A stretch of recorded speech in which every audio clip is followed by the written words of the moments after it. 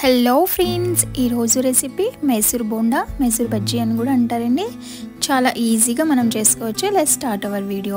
ముందుగా ఒక cup curd తీసుకోవాలండి ఒక గిన్నెలోకి. ఆ తర్వాత వంట సోడా తీసుకోవాలి ఒక హాఫ్ స్పూను. ఆ తర్వాత యాజ్ పర్ అవర్ టేస్ట్ కొంచెం ఉప్పు తీసుకోవాలండి.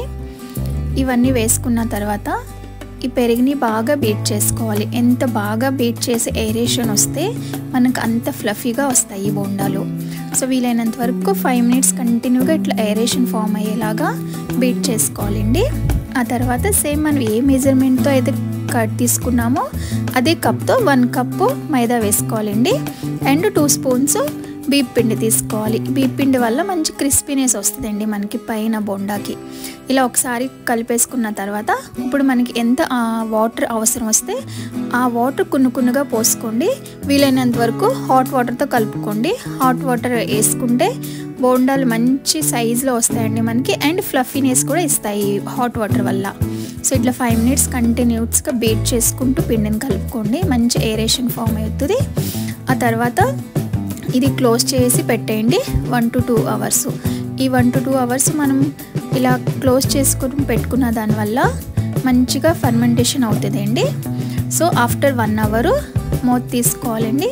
మూత తీసుకున్న తర్వాత దీంట్లో మనకు కావాలంటే ఆనియన్స్ కూడా వేసుకోవాలండి. సో నేను బయట బండి మీద ఎలా చేస్తారో ఆ స్టైల్లో చేశాను కాబట్టి నేను ఆనియన్స్ వేయలేదు. సో ఇప్పుడు దీంట్లో ఒక 2 స్పూన్స్ ఆయిల్ వేసుకోవాలి. ఆ తర్వాత పచ్చిమిరకాయలు, అల్లం పేస్ట్ వేసుకోవాలి. కొంచెం జీలకర్ర వేసుకోవాలండి. బాగా బీట్ చేసుకోవాలి మరొకసారి బాగా కలిపేసుకుని. సో మీకు కావాలంటే ఉల్లిపాయలు కూడా ఇదే స్టేజ్లో యాడ్ చేసుకోవచ్చండి. అండ్ మీకు కావాలంటే కొంచెం కొత్తిమీర, కరివేపాకు కూడా వేసుకోవచ్చు. సో ఇప్పుడు చూడండి, ఒకసారి మీకు చూపిస్తాను. మనకి ఇలా బాల్స్ లాగా ఇలా చేత్తో ఇలా జారిపోవాలండి. ఇంత ఈజీగా ఇలా ఉండాలి మనకి పిండి. సో ఎక్కువ థిక్గా ఉండకూడదు, ఎక్కువ పల్స్గా ఉండకూడదండి. Next small balls of batter వేసుకోవాలండి ఆయిల్స్లో. ఆయిల్ అనేది ఎప్పుడు మనకి మీడియం ఫ్లేమ్లోనే ఉండాలండి. అండ్ ఎక్కువ కూడా కాగకూడదు. ఎక్కువ కాగిన దానివల్ల ఇవి మనం వేసే పిండి తొందరగా మాడిపోతుంది. అండ్ లోపల కూడా మనకి పచ్చిగా ఉండిపోతుంది. నెక్స్ట్ ఇలా వేసేసుకున్న తర్వాత మీడియం ఫ్లేమ్లోనే ఇట్లా కాల్చుకోవాలండి. సో ఒకసారి అన్నీ బాగా తిప్పేసుకోండి.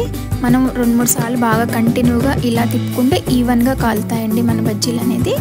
మీకు నా వీడియో నచ్చినట్లయితే మీ ఫ్రెండ్స్కి, మీ ఫ్యామిలీస్కి అందరికీ షేర్ చేయండి. And please subscribe my channel. మీకు ఇవి దేంతోనైనా తినొచ్చండి. అల్లం పచ్చడి, కొబ్బరి చట్నీ, టమాటా చట్నీ దేంతో అయినా తినొచ్చు. ఈ బజ్జీలు చాలా బాగుంటాయి.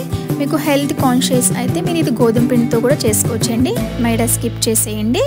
సో చూడండి, మన స్పాంజీ మైసూర్ బజ్జీలు రెడీ అయిపోయింది.